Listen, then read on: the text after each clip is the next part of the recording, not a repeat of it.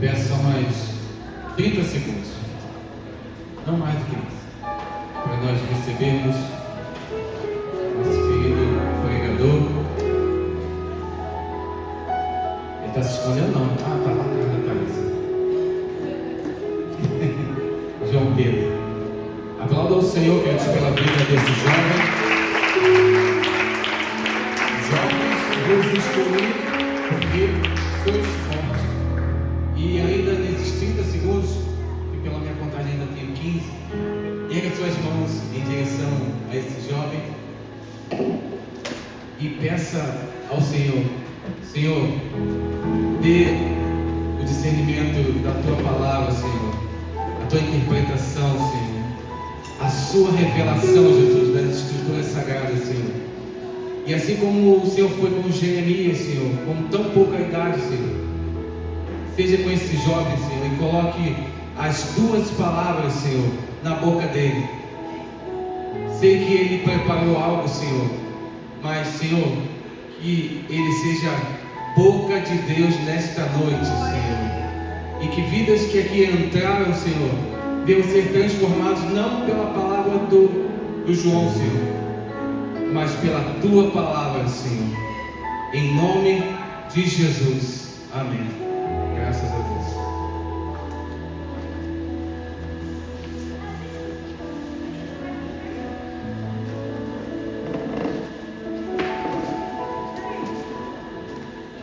Boa noite, igreja, paz do Senhor, amém?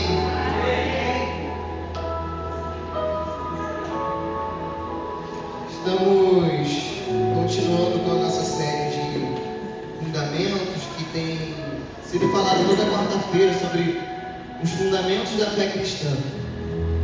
E na semana passada a gente abordou sobre a presença de Deus.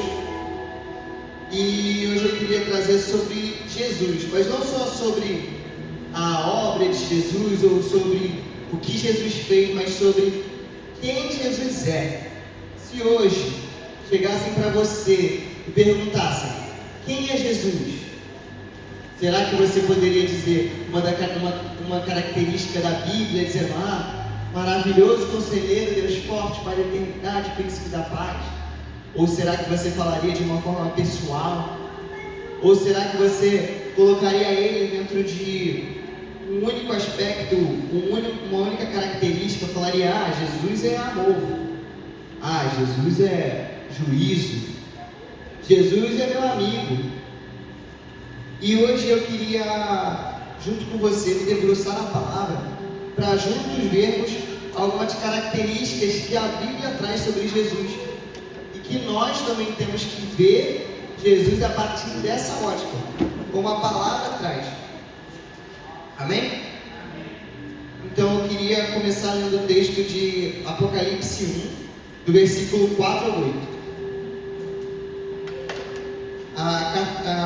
O livro de Apocalipse fala sobre uma revelação que João teve da parte de Jesus.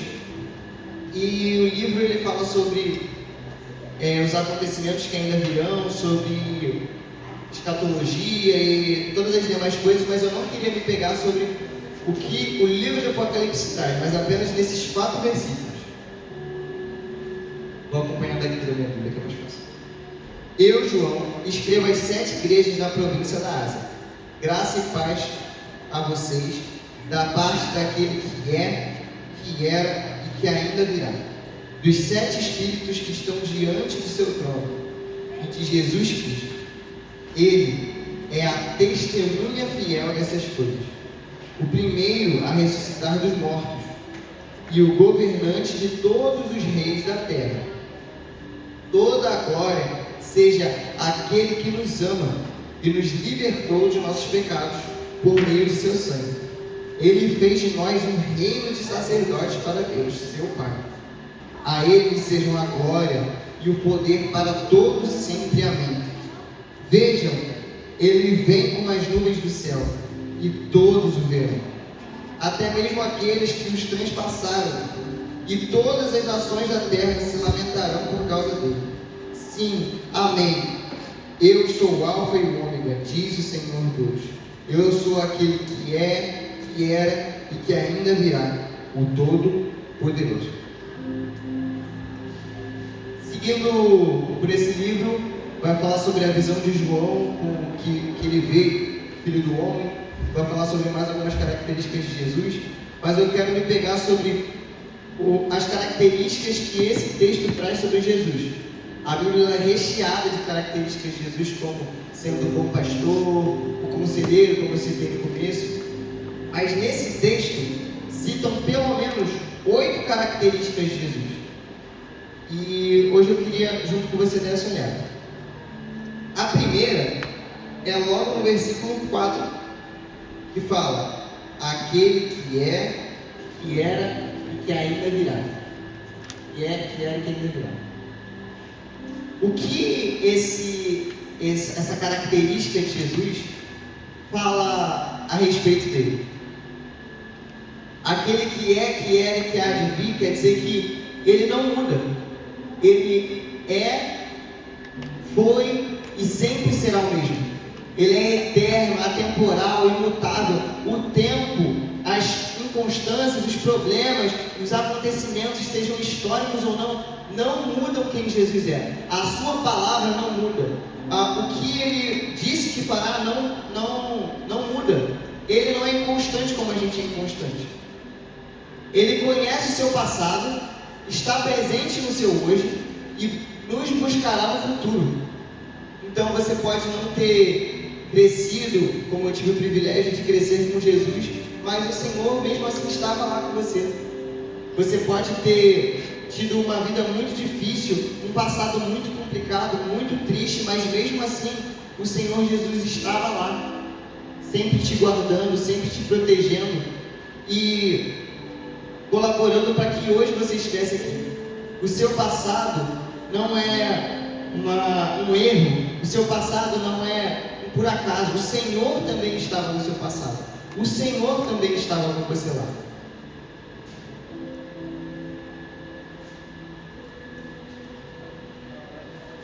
E hoje ele não é que ele foi no seu passado e agora acabou, mas hoje ele está presente com você. As promessas que ele faz na Bíblia são promessas de que ele vai nos buscar, de que ele vai fazer moradas, mas uma verdade que nós temos que ter certeza é que hoje Cristo está aqui conosco também. Você, meu irmão, não está sozinho. Você, meu irmão, não está aqui apenas vivendo, esperando a volta de Jesus, esperando o dia em que Jesus voltará para nos buscar, amém. Mas hoje a presença dele está aqui em nós. Hoje a presença dele pode ser vivida, pode ser experimentada. Basta você dobrar os seus joelhos e orar, que o Senhor, o próprio Jesus, falará com você. Então ele era no seu passado, ele é no seu hoje, e ele virá para nos buscar quando a igreja for levada aos céus. Nós cantamos aqui no domingo: mas a igreja será arrebatada no piscar de olhos, e Jesus virá para nos buscar, amém? Então ele era no seu passado, é no seu presente e voltar para nos buscar no nosso futuro.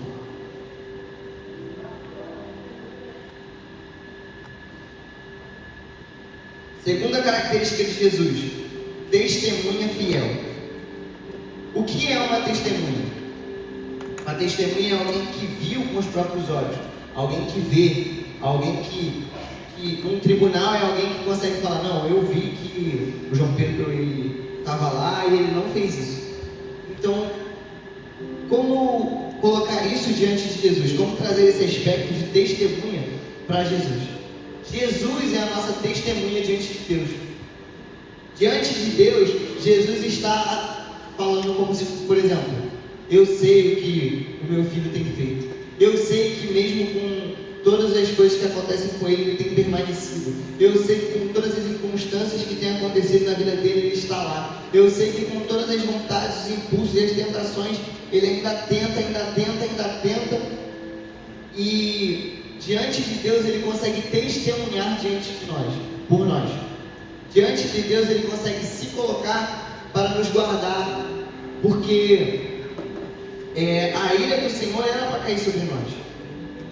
Nós éramos pecadores, errados, merecíamos o castigo eterno, mas o Senhor Jesus se colocou, merecíamos do meio de nós, se colocou para nos proteger. Então Ele continuamente testemunha, olhando o que a gente faz. Porque, como a própria Bíblia fala, nós vemos a aparência, nós vemos as escolhas, o caráter, mas só o Senhor que vê o coração. Só o Senhor que discerne as nossas intenções. Uma coisa muito bonita que eu vi foi que nós devemos ter temor, não porque o Senhor pode nos matar, pode nos julgar, mas nós devemos ter temor porque precisamos entender que a todo tempo, a todo momento, o Senhor nos vê. Em onde quer que vamos, aonde quer que estejamos, o que fazemos, o Senhor nos vê. E continuamente está ali nos olhando, vendo as nossas intenções, vendo o nosso coração, testemunhando diante de Deus. E Ele é uma testemunha fiel, verdadeiro, justo. Então Ele não vai chegar diante do Senhor e falar nenhuma mentira. Então cabe a nós ter um coração em que o Senhor possa olhar e encontrar a verdade. Cabe a nós andar com uma retidão, uma sinceridade, que o Senhor vai falar, ele não consegue, mas ele está tentando. Ele não consegue, mas o coração dele está no lugar certo. Ele não está fazendo as coisas que os outros pensam que era para ele estar fazendo, mas ele está fazendo o que eu quero. Nós precisamos ter um coração sincero e sempre nos lembrarmos que Jesus nos vê.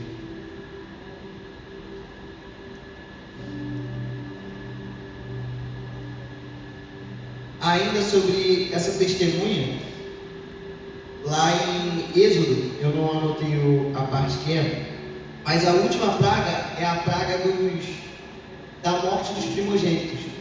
E o texto fala que o próprio Senhor Deus enviou o espírito da morte para matar os primogênitos. O próprio Senhor Deus trouxe o juízo sobre o Egito, sobre os hebreus, sobre toda aquela região, por causa da maldade que estava acontecendo lá, por causa que eles não queriam libertar o povo. Então, o próprio Senhor enviou o espírito para matar. E qual era a única maneira de não ser morto, de não perder o primogênito? Era pintando os umbrais da porta com o sangue do cordeiro. Então, quando o Senhor, com a sua ira, envia a sua ira sobre a terra, a ira dele não vai passar sobre todo aquele que o sangue do cordeiro estiver testemunhando. Então, o sangue de Jesus sobre nós testemunha diante de Deus que o Senhor, teoricamente falou, não pode nos punir com ira, porque o sangue do cordeiro foi lavado em nós, porque o sangue do cordeiro está manchado nos umbrais do nosso coração. O sangue do cordeiro testemunha por nós. Amém?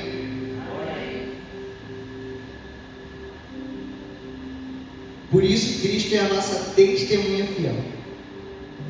Então Ele é aquele que era e que ainda virá, a nossa testemunha fiel. E o terceiro ponto, o primeiro a ressuscitar dentre os mortos. Bom, algumas traduções trazem o primogênito, mas eu quero ficar com essa do primeiro, que é melhor. Se tem o primeiro, tem os outros, certo? Senão, aqui a Bíblia não colocaria o primeiro, colocaria o único. Então, se tem o primeiro, tem os seguintes. Mas se a gente ler a Bíblia com calma, com cuidado, a gente vai ver que teve outras pessoas que ressuscitaram antes de Jesus. O próprio Jesus ressuscitou Lázaro antes de se ressuscitar.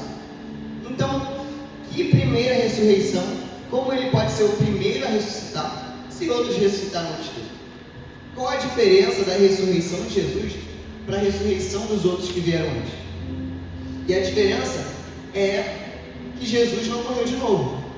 Lázaro morreu de novo. Algumas ressurreições que os profetas fizeram acabaram morrendo de novo. Mas Cristo não morreu de novo. E esse primeiro a ressuscitar dentre os mortos traz o que para a gente? Traz que ele foi o primeiro a ressuscitar e nunca mais morreu. E se ele é o primeiro e tem outros, ele promete que nós também ressuscitaremos um dia. Quer dizer que para nós também há esperança do futuro.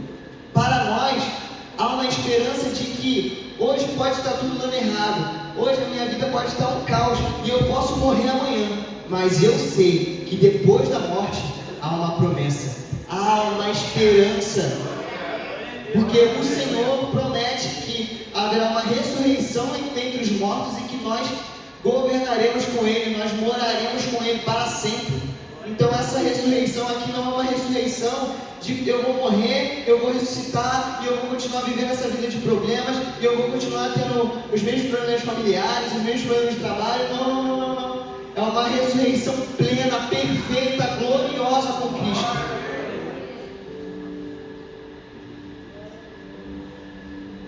Então, irmão, quando você estiver nos seus dias de caos, nos seus dias de problema, nos dias que você se sentir como se a água estivesse no pescoço e não há mais saída, lembre-se que, mesmo que não houver mais saída, há uma promessa, há uma esperança. Porque se tudo der errado, Cristo ainda estará com você. Se tudo der errado, há uma promessa de que depois da morte há uma eternidade. Ponto 4. Ainda no versículo 5, o primeiro a ressuscitar dos mortos e o governante sobre os reis da terra. O Senhor é soberano sobre os reis da terra, é soberano sobre tudo e sobre todos. Não há nada que escape das mãos do Senhor. Tem um texto que eu não anotei, mas que fala que Cristo sustenta todas as coisas. Sem Ele, nada do que foi feito poderia ter sido feito. Então, essa soberania do Senhor deve trazer paz ao nosso coração. Assim como a esperança de um dia ressuscitar, nós devemos entender que hoje, mesmo hoje, o Senhor Jesus ainda reina sobre tudo e sobre todos. Não é um governo que rege as leis, não é uma autoridade que determina as coisas, mas é o Senhor Jesus Cristo que está acima de tudo e de todos. É o Senhor que tem o controle de toda a terra nas suas mãos. É o Senhor que tem o controle das nossas vidas nas suas mãos. Lá em Mateus 28:18,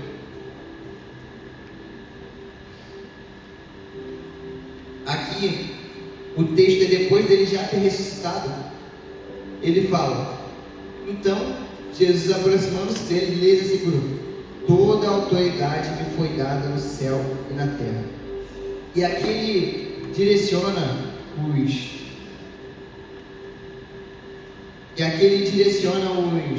os discípulos a seguirem de 2 em 2, pregando o Evangelho e tal, mas fala que toda a autoridade está nas mãos do Senhor Jesus.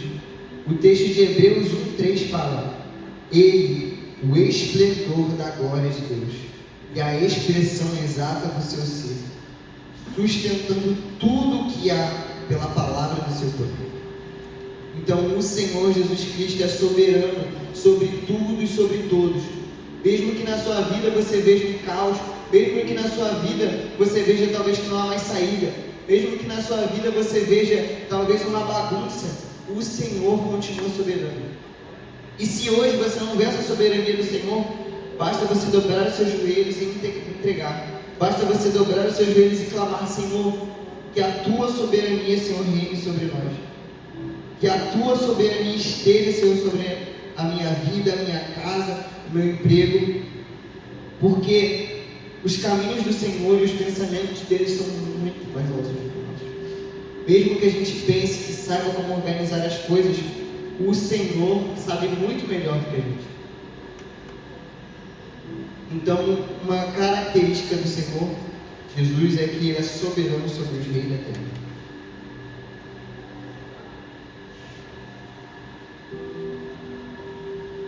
Então, que ainda virá, testemunha fiel, primeiro a ressuscitar dos mortos, governante sobre todos os reis da terra.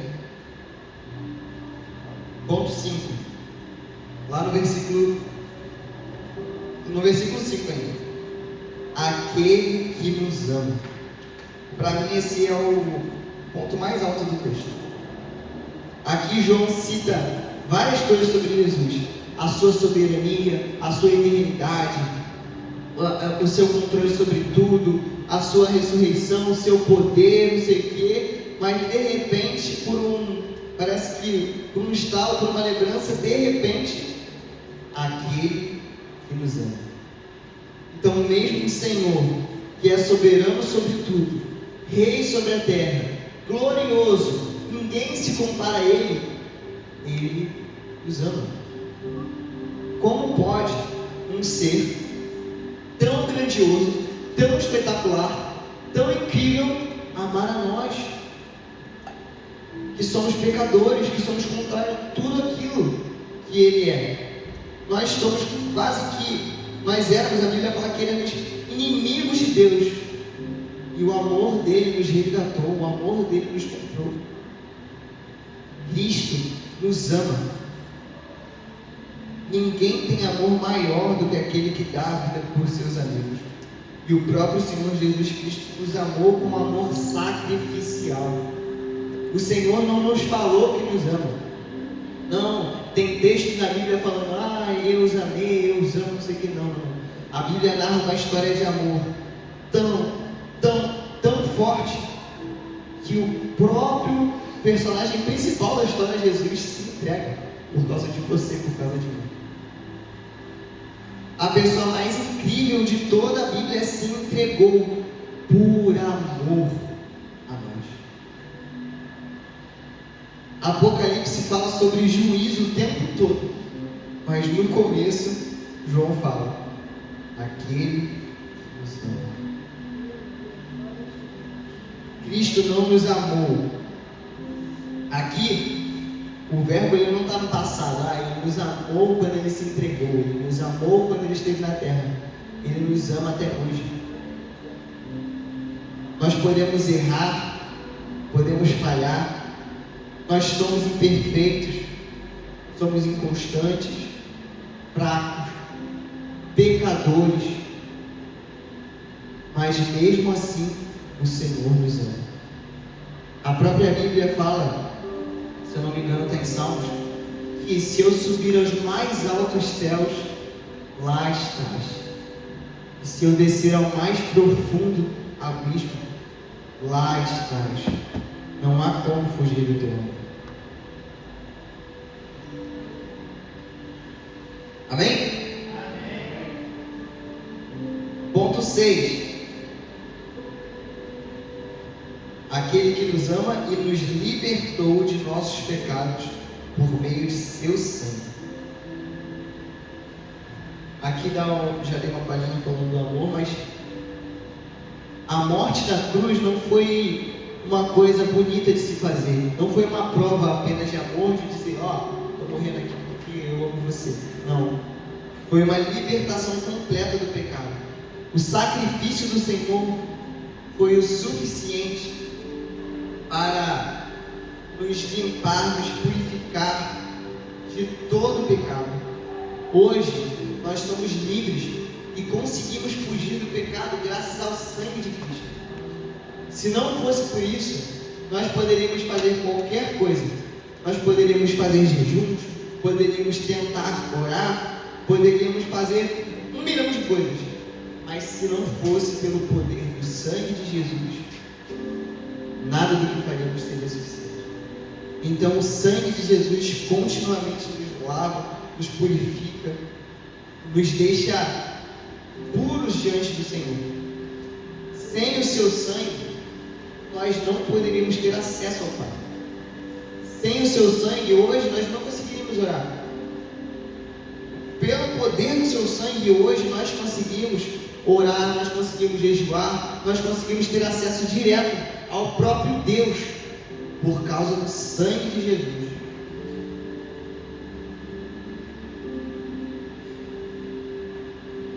A expressão do amor é uma expressão do amor também, pois o sangue só aparece em meio à dor.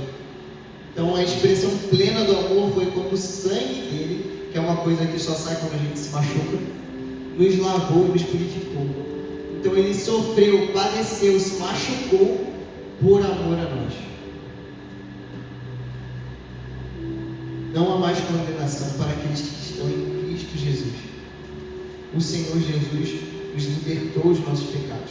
Você não precisa mais ficar preso a um vício, você não precisa mais ficar preso a um pecado, a um problema, porque o sangue de Cristo te lavou, o sangue de Cristo te purificou, e hoje você pode ser livre, graças ao sangue de Cristo, graças a Ele ter se entregado e se sacrificado por você.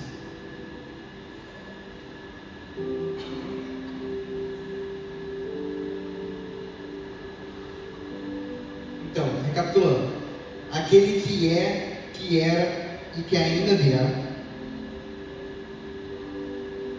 testemunha fiel, o primeiro a ressuscitar dos mortos, governante sobre todos, aquele que nos ama e nos libertou de nossos pecados por meio do seu sangue. Ele fez de nós um reino de sacerdotes para Deus, seu Pai. Bom, reino e sacerdote são duas palavras. Então, eu vou abordar cada uma separadamente. Reino fala sobre... Aqui a gente está falando o ano todo sobre o reino da palavra. Então, nem precisaria dessa explicação sobre reino. Mas um reino, basicamente, é um povo governado sobre um reino. Então, somos um reino porque temos um rei sobre nós, porque temos uma soberania sobre nós. Então, somos um reino. E por que de sacerdotes? Os sacerdotes eram aqueles que representavam o Senhor, intercediam e conseguiam, de certa maneira, contato com Deus. Quando fala sobre sacerdotes na Bíblia, em Êxodo, fala que eram aqueles únicos que poderiam entrar no templo, fazer sacrifícios diante de Deus. E depois que Cristo aboliu o tabernáculo, aboliu essa ideia de um representante, nós podemos ter acesso direto a Deus. O plano de Deus sempre foi fazer um reino de sacerdotes. O plano de Deus desde Êxodo foi construir um reino, um povo feito de sacerdotes que poderiam ter acesso direto a Ele. Mas o próprio povo não quis ter acesso ao Senhor. Lá naquele momento que a gente fala bastante, que o povo falou: vai Moisés, no nosso lugar, a gente não quer ir, a gente está com medo do raio do trovão. E ali o Senhor falou: então se vocês não querem, cortei. E até Jesus, houve representantes diante de Deus, que eram os sacerdotes, os profetas. Então até Jesus houve uma pessoa única e exclusiva que representava Deus diante das pessoas. Mas quando Jesus vem e se sacrifica por nós, não há mais representantes aqui na terra que simbolizem Deus, porque o próprio Cristo se fez sumo sacerdote e mediador entre nós e Deus. Então, graças ao sacrifício de Cristo, hoje nós podemos, como os sacerdotes, dobrar os nossos joelhos, orar e falar com o próprio Deus. Hoje nós podemos ter acesso direto ao Criador, aquele que nos criou, que nos formou, que nos ama. Graças ao sacrifício de Cristo, nós podemos falar com Deus. Então, através dele, através desse chamado de sermos um reino de sacerdotes, nós somos chamados a ser representantes de Deus aqui na terra e intercessores. Então, a partir do momento em que você ganha poderes de falar com o Senhor e de conseguir contato direto com Deus, vem as responsabilidades. Então, agora você se torna, por causa do sangue de Cristo, um representante direto do Senhor. Então você, sendo esse representante, como será que as pessoas têm visto o Senhor, se você representa Ele? Como um embaixador, a Bíblia fala que somos embaixadores do reino. Imagina que um embaixador vem e faz um monte de cagada no país. Aqui, o embaixador dos Estados Unidos vem aqui para o Brasil e faz um monte de coisa. Como que o Brasil vai olhar para os Estados Unidos? Estados Unidos aí, ó, muito ruim. Mas é culpa dos Estados Unidos? Não, é do embaixador. Então nós, sendo embaixadores de Cristo, será que as pessoas estão olhando para nós e falando: meu Deus do céu, Deus me livre de ser crente igual a essa pessoa, eu não quero. Ou será que as pessoas têm olhado para nós e perguntado: como eu faço para conhecer esse Deus? Como eu faço para conhecer esse reino? Como eu faço para ser igual a você, ser conhecido por Ele igual você é? Será que nós temos agido como verdadeiros representantes do reino? E uma segunda característica dos sacerdotes era a intercessão. Eles se colocavam entre o povo pecador e Deus, continuamente oferecendo sacrifícios, continuamente oferecendo holocaustos, continuamente matando animais ali para perdão do povo. Então, eles se colocavam entre o povo e Deus.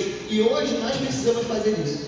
Hoje nós não podemos, como cristãos, nos fecharmos nessas quatro paredes e achar que a vida lá fora é uma vida pecaminosa e o povo lá fora tem que ser julgado pelo Senhor mesmo, e aqui dentro a gente é muito bonito, a gente é muito cheiroso, a gente é muito demais. Não. Nós devemos interceder por quem está lá fora. Nós devemos, hoje a gente não oferece sacrifícios, mas hoje nós oferecemos jejuns, orações, adoração. Então nós devemos fazer isso não apenas por nós mesmos, mas pelos que estão lá fora. Nós devemos fazer isso por todos. Devemos continuamente dobrar os nossos joelhos e fazer menos pedidos ao Senhor, porque o Senhor é soberano, o Senhor conhece o nosso coração. Não estou dizendo que é errado fazer pedidos ao Senhor, mas será que o seu tempo tem sido mais de pedidos para você ou de pedidos para os outros? Como nós, como intercessores, como sacerdotes, temos nos chegado diante de Deus? Será que nós temos nos rendido e falado: Senhor, tem misericórdia, Senhor, daquela praça de córregos? Tem misericórdia, Senhor, daquelas famílias que se perdem todos os dias? Tem misericórdia, Senhor, das vidas que estão em situação de rua, Senhor. Tem misericórdia, Senhor, das vidas, Senhor, que estão viciadas, Senhor. Tem misericórdia, Senhor. E será que nós falamos essas coisas com verdade, com coração? Ou será que estamos fazendo isso apenas por costume? Só quando a gente ora aqui na igreja e vamos orar sobre cosmos, eu oro sobre a praça. Vamos orar sobre o Brasil, eu oro sobre a nação. Vamos fazer uma oração aqui pelas casas, eu oro sobre as casas de cosmos. Mas os sacerdotes, eles não faziam sacrifício só num dia. Os sacerdotes não escolhiam um dia do ano, um dia do mês para fazer sacrifícios. Continuamente eles intercediam pelo povo. Continuamente eles intercediam pelos pecadores. Continuamente eles ofereciam sacrifícios pelo povo que continuamente se voltava contra Deus. Continuamente se sujavam de sangue, com sangue de um animal inocente ali. Imagina que deveria ser um trabalho fedido, um trabalho difícil, continuamente fazendo aquilo ali para perdão das pessoas em que eles sabiam que trairiam o Senhor. Os sacerdotes estavam ali com o meio do povo o tempo todo, então eles viam o que o povo fazia, e todos os relatos que temos na Bíblia, mas mesmo assim eles não deixavam de fazer sacrifícios por esse povo. Então, irmãos, que nós não sejamos negligentes, sabe? O Senhor nos chama para ser um reino de sacerdotes, para representarmos Ele e interceder pelos outros também.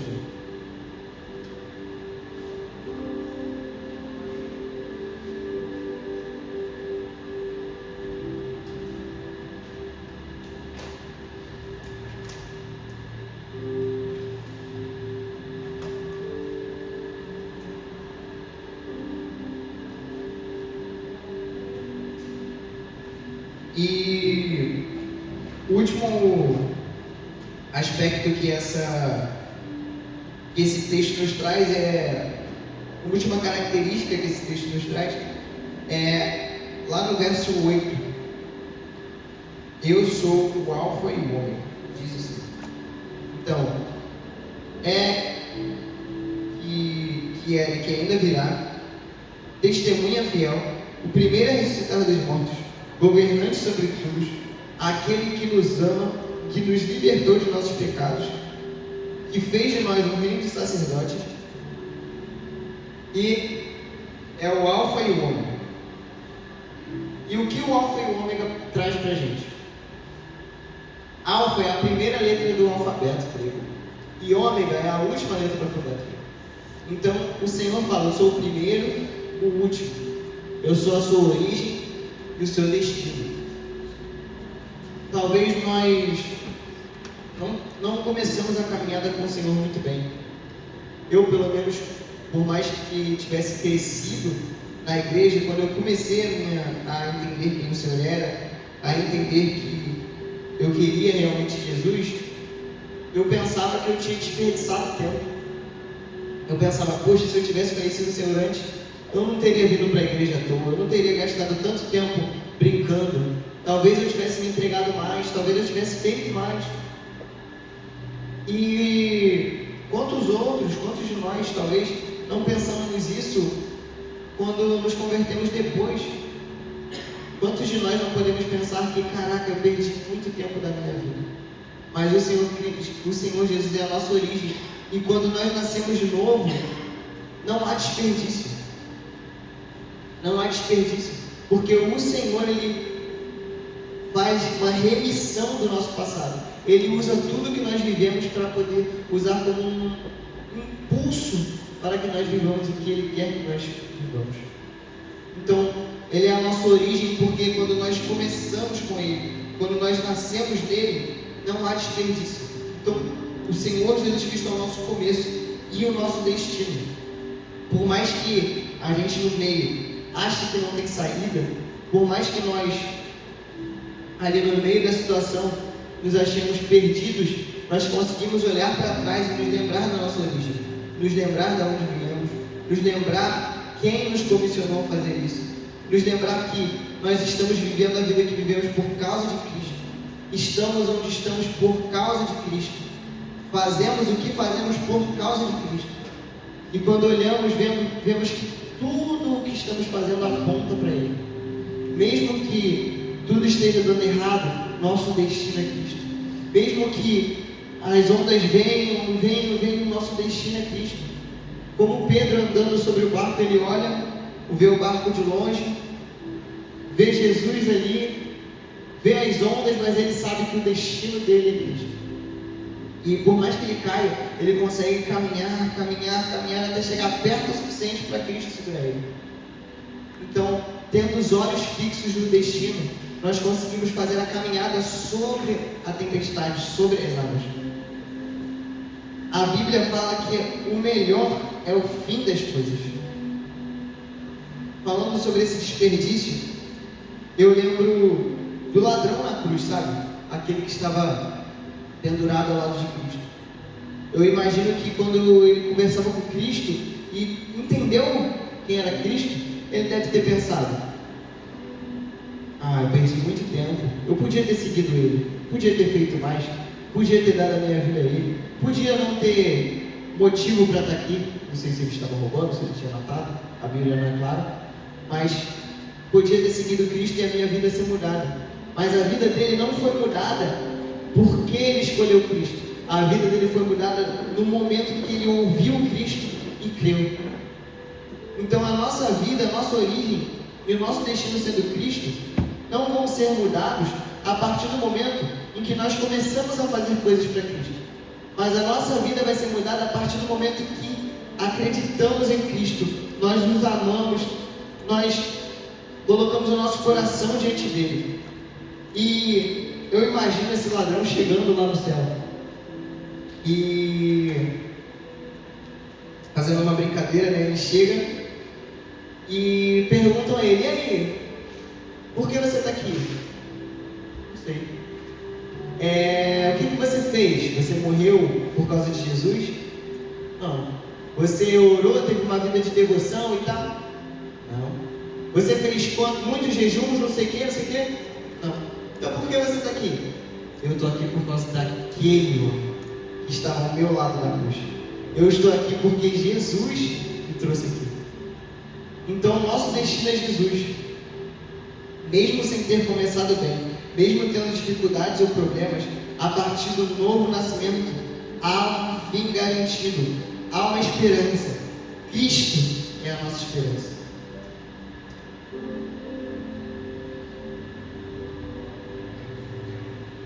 Então que possamos, a partir desse texto, esses 4 versículos, olhar para Jesus de uma nova maneira. Olhar para Jesus não só como aquele que nos livra dos nossos pecados, mas também como aquele que nos ama. Olhar para Jesus não só como nosso juiz, mas como nossa testemunha fiel. Olhar para Jesus não apenas como soberano sobre tudo e sobre todos, como se, sim, tudo está no controle dele, mas que há uma esperança mesmo quando as coisas parecem fugir do controle. Porque Ele nos ama e prepara um caminho para nós. Ele é o caminho que nos leva até Deus. E a palavra é bem breve, porque são muitos pontos eu resolvi explorar pouco hoje. E queria que você nesse momento fechasse seus olhos e meditasse, sabe? Na primeira pergunta que eu fiz. Quem é Jesus para você? Quem é Jesus para você? Será que você tem visto Jesus apenas como soberano sobre tudo e sobre todos e tem esquecido que Ele te ama? Nesse momento de meditação sobre o que foi dito, você lembre cada um dos aspectos citados aqui na sua vida. Que lembre que o Senhor Jesus Cristo é inconstante, atemporal, eterno sobre a sua vida. Lembre que Ele é a testemunha fiel que está diante de Deus. Lembre-se que Ele é a esperança para quando os dias estiverem ruins. Lembre-se que Ele é o soberano sobre tudo e sobre todos, mesmo quando as situações vão mal, mesmo quando os governos estão em queda e ruína, Ele é soberano. Lembre que, apesar de todas as coisas, o Senhor Jesus te ama mais do que a qualquer outro. Lembre-se que Ele deu a vida por você e o sangue dele redimiu você, libertou você dos seus pecados. Hoje você não é mais um órfão, hoje você é um filho.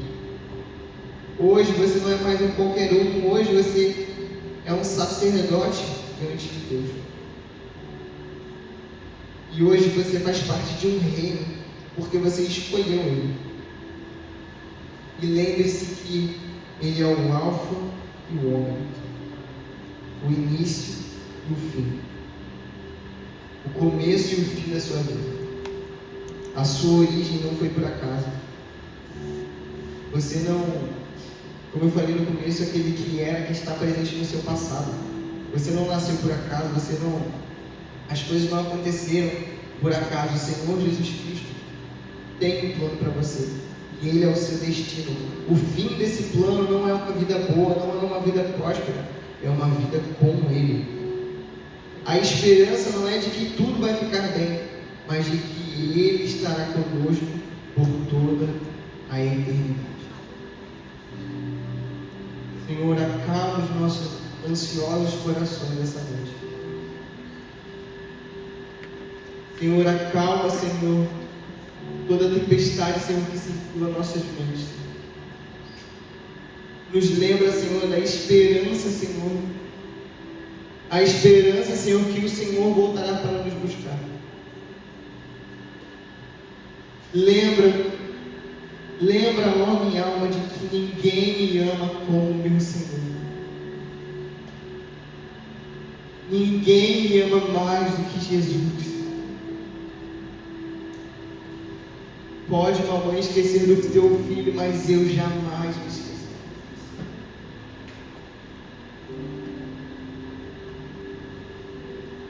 Senhor, esteja conosco, Senhor, como sempre esteve por toda a eternidade. Não nos solte, Senhor, não saia de perto de nós em momento algum. Obrigado, Senhor, por ser nossa testemunha fiel diante de Deus. Sem Ti, Senhor, nós nem estaremos aqui, Senhor. Nós somos merecedores, Senhor, da ira do Senhor. Nós somos fracos, pecadores, imundos. Mas o Senhor é a nossa testemunha fiel diante de Deus. É a verdade encarnada, Senhor. Foi o Senhor o primeiro a ressuscitar dos mortos, mas a dizer que prepararia moradas para que nós fôssemos morar contigo. És, Senhor, o governante sobre todos os reis da terra. Não há nada ou ninguém que pode se comparar a ti. Não há presidente, nação, sistema que seja maior ou superior a ti.